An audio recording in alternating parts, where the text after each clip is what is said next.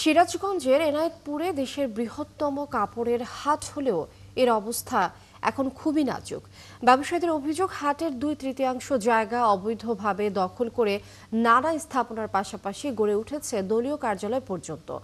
সরকার পরিবর্তনের পরও সরানো হয়নি স্বৈরশাসক আওয়ামী লীগের দলীয় কার্যালয়।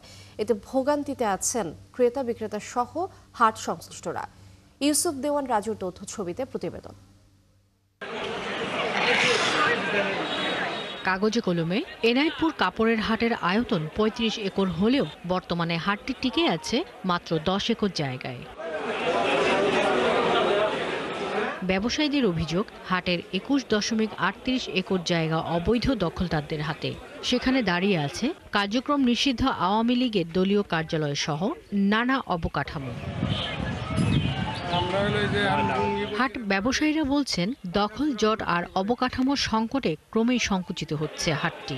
ঐতিহ্যবাহী এই কাপড়ের হাট ক্রেতা কমে যাওয়ায় ব্যবসা বাণিজ্য টিকিয়ে রাখাই এখন দুষ্কর।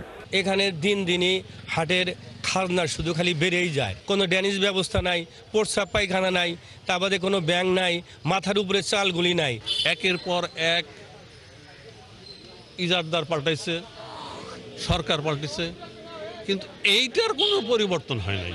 4.5 কোটি টাকা সরকার শুধু রাজস্বই নিচ্ছে, এই হাটে কোনো ডেভেলপমেন্ট করে নাই। আর হাটের ইজারাদারদের অভিযোগ, একাধিকবার লিখিত অভিযোগ জানালেও কোনো পদক্ষেপ নেয়নি প্রশাসন। এই 17 বছরে অবৈধ বিভিন্ন স্থাপনা, তার মধ্যে প্রায় 400 বাড়ি ঘর হয়েছে এই হাটের ভিতরে, দক্ষিণ পাশে, উত্তর পাশে। এই অবৈধ স্থাপনার কারণে রাজস্ব আদায় হচ্ছে না, রাজস্ব আদায় কম। আমি ক্ষতিগ্রস্ত, চরমভাবে ক্ষতিগ্রস্ত। এটা নিয়ে বারংবার জেলা প্রশাসককে বলার পরেও সে কোনো ব্যবস্থা গ্রহণ করে নাই।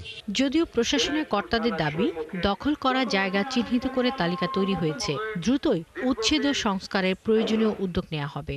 চৌখালী এবং শাহজাদপুর, তো দুই উপজেলা নির্বাহী অফিসার এবং সহকারী কমিশনার ভূমিদের আমরা সমন্বয়ে আমরা হাটকে সংস্কার করার জন্য ইতিমধ্যে উদ্যোগ গ্রহণ করেছি। আশা করি চিরেই আমরা হাটের সংস্কার কার্যক্রম চালু করতে পারব। ব্যবসায়ীরা আরও জানান, যমুনার ভাঙন কবলিত বেলকুচি, চৌহালি ও এনায়েতপুরের তাঁতি ও ব্যবসায়ীদের দুর্ভোগের কথা চিন্তা করে 2006 সালে 30 কোটি টাকা ব্যয়ে 35 একর জমির উপর দেশের বৃহত্তম কাপড়ের হাটটি নির্মাণ করেন তৎকালীন সরকার। বর্তমানে হাটটি থেকে 4 কোটি টাকা ইজারা আদায় হয়।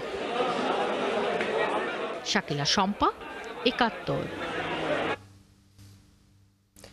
দর্শক, হাটের বিষয়ে বিস্তারিত জানবো। এই মুহূর্তে সিরাজগঞ্জ থেকে যুক্ত হচ্ছেন সহকর্মী ইউসুফ দেওয়ান রাজু।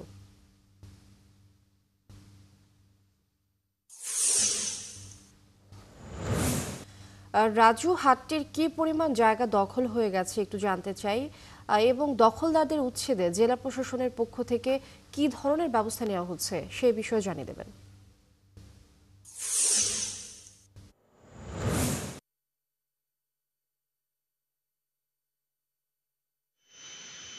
লিনিয়া বাংলাদেশের কাপড়ের রাজধানী হিসেবে পরিচিত সিরাজগঞ্জের এই বৃহৎ কাপড়ের হাটটি বিগত 2006 সালে এই কাপড়ের হাটটি প্রতিষ্ঠা হওয়ার পর থেকে এখন পর্যন্ত কিন্তু এই হাটের কোনো উদ্দেশ্যমান উন্নয়ন সরকারের পক্ষ থেকে করেনি। ফলে কিন্তু হাটের যে উন্নয়ন ব্যবস্থা সেটা কিন্তু থমকে পড়েছে। একই সঙ্গে বিগত সময়ে যারা এই হাটের ইজারাদার হিসাবে দায়িত্ব পালন করেছেন, তারা শুধু হাটকে কুক্ষিগত করে রেখেছেন, বরং দখল উৎসবে মেতে উঠেছেন। হাটের 1/3 জায়গায় কিন্তু এখন প্রায় 2 থেকে 300 বাড়িঘর নির্মাণ করেছেন স্থানীয় প্রভাবশালীরা, এবং 4 থেকে 5 বিঘা জায়গার উপরে এই আওয়ামী লীগের কার্যালয় স্থাপন করা হয়েছে। ফলে কিন্তু এই হাটের জায়গা দিন দিন ছোট হয়েছে।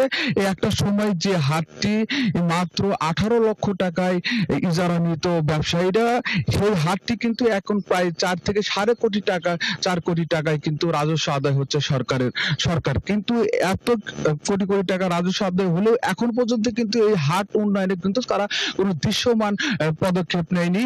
এর ফলে হাট ব্যবসায়ীদের মধ্যে কিন্তু নানানবিধ সমস্যা হচ্ছে।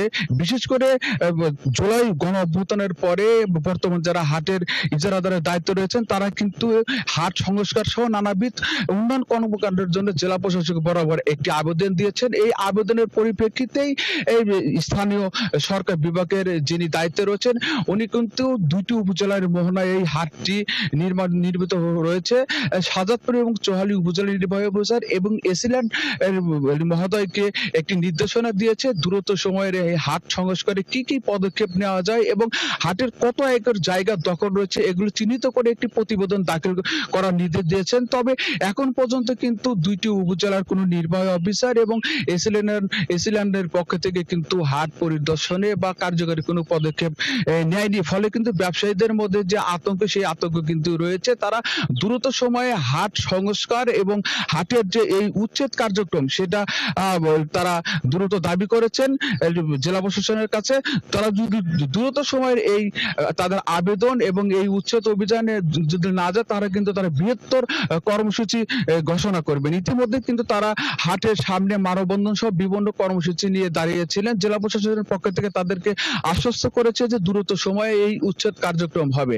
এখন ব্যবসায়ীদের পক্ষ থেকে দাবি আদৌ কবে এই হাট উচ্ছেদ অভিযান শুরু হবে এই এমনটা কিন্তু জেলা প্রশাসনের দিকে তাকিয়ে আছে। এই হচ্ছে হাটের বর্তমান অবস্থান সিরাজগঞ্জ থেকে। ইউসুফ দেওয়ান রাজু, অনেক ধন্যবাদ যুক্ত হবার জন্য। দর্শক, সিরাজগঞ্জ থেকে যুক্ত ছিলেন সহকর্মী ইউসুফ দেওয়ান রাজু।